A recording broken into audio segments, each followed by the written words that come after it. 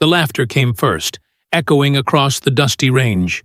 A group of young Marines pointed at the weathered man shuffling toward the firing line, carrying what looked like a toy. His rifle was painted a faded orange, chipped at the edges, as if it had seen both glory and neglect. "What is that? A hunting prop?" one of them jeered. Another added, "Looks like he picked it up at a yard sale."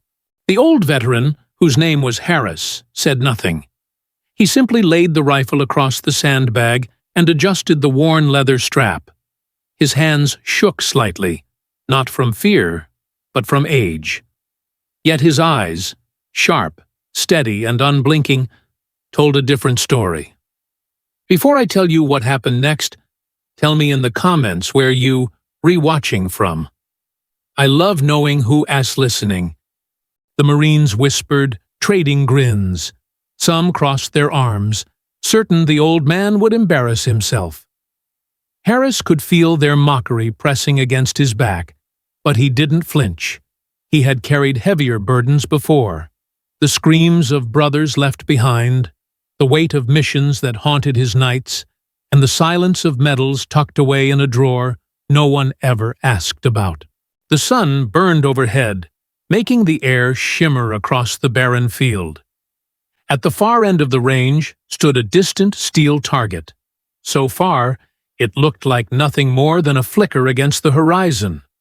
4,000 meters. Most thought it was impossible. Some believed the range officers set it up just for show. Harris leaned into his rifle, cheek pressed against the stock worn smooth from decades of use. A hush fell over the line. Even the jeering quieted when they noticed how steady he became. His breath slowed. His wrinkled finger rested on the trigger. The world narrowed to a single point. And then, a thunderous crack split the silence. The recoil jolted his shoulder, but his body absorbed it like an old friend. Seconds dragged. Dust swirled lazily in the heat. And then, a faint ping carried back across the vast distance.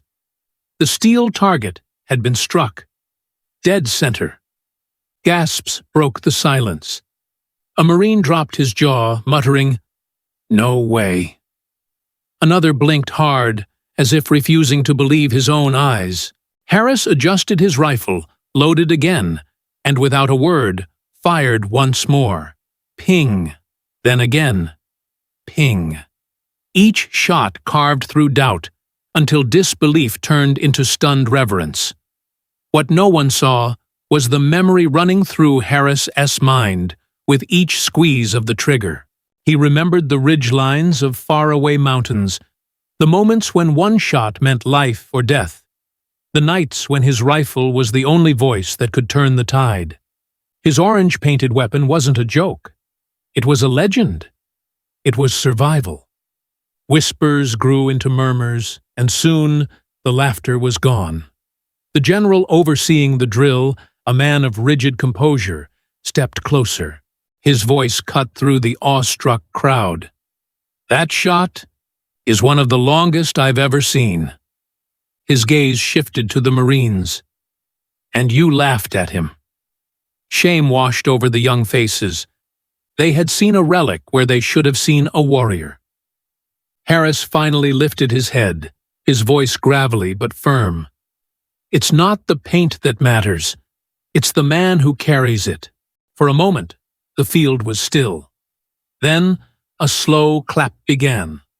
One Marine, then another, until the entire line erupted in applause. Harris lowered the rifle gently, his hands steady now, not from pride, but from the quiet relief of being remembered. Because respect isn't something you demand. It's something you earn. And it never fades with time. The Marines who had once laughed now stood taller, watching the old man walk away, his orange rifle cradled like a part of himself. And in the silence that followed, they understood. Some legends don't wear medals on their chest. They carry them in their soul. If this story struck you, leave a comment. Share it with someone who needs to hear it. And don't forget to subscribe. Stories like these remind us that honor lives on, if we choose to see it.